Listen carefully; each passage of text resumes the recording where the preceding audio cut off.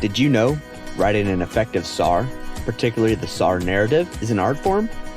The details in the narrative assist law enforcement agencies with investigating money laundering, terrorist financing, and financial crimes investigations. The good news? There are some tips that you can use to write a valuable narrative. First and foremost, be timely and accurate. Base the information in your SAR on facts. Keep it clear, concise, and accurate. Keep in mind the reader isn't familiar with your institution's operational process, acronyms, or terminology. Now, let's go back to your old grade school English class where your essay needed to include the who, what, where, when, why, and how. Your SAR narrative should include the same. The who. Who is conducting the criminal or suspicious activity? Where do they live? Where do they work? How long have they been a customer or member? This should include additional details not provided earlier in the SAR form. The what. What instruments or mechanisms were used to facilitate the suspect activity? Make sure to identify and describe the transactions raising suspicion. Were there cash deposits or withdrawals?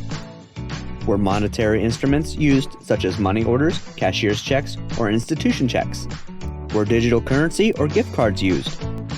How about wires, ACH transactions, or share drafts? Or foreign currency, casino chips, stocks, or bonds? The where. Where did the suspicious activity occur? Were there multiple branches, departments, or ATMs involved? Were other financial institutions involved? How about foreign jurisdictions? You'll want to identify all departments and locations involved, as well as where they're located, including their name and street address. Be sure to include all account types and account numbers involved as well. The when. When did the suspicious activity occur? Did it only happen once? Was there a pattern of activity over a particular time period? Be sure to identify the specific date or dates the activity occurred, as well as when the activity was detected. Don't forget, you are required to file your SAR within 30 days of detecting suspicious activity. The why. Why does your organization believe the activity is suspicious? Are the transactions unusual for your institution?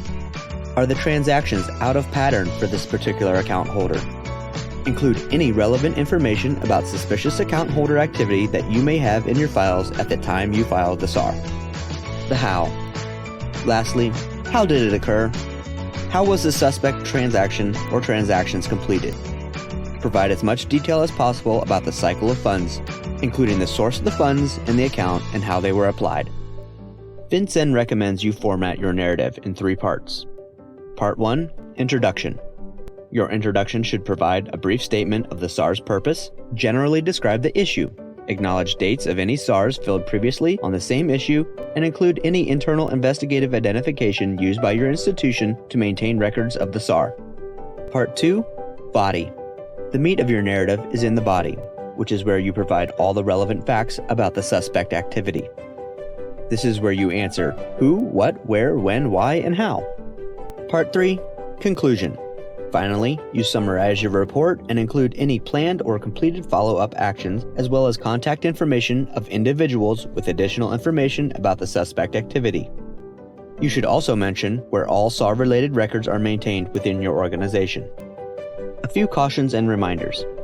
Do not use or insert tabular objects, tables, or pre-formatted spreadsheets into your SAR. Do not include any supporting documentation or attachments to the SAR when you file it. You may not notify any person involved in the suspicious activity that the SAR has been filed. You must retain a copy of the SAR and any supporting documentation for 5 years from the filing date.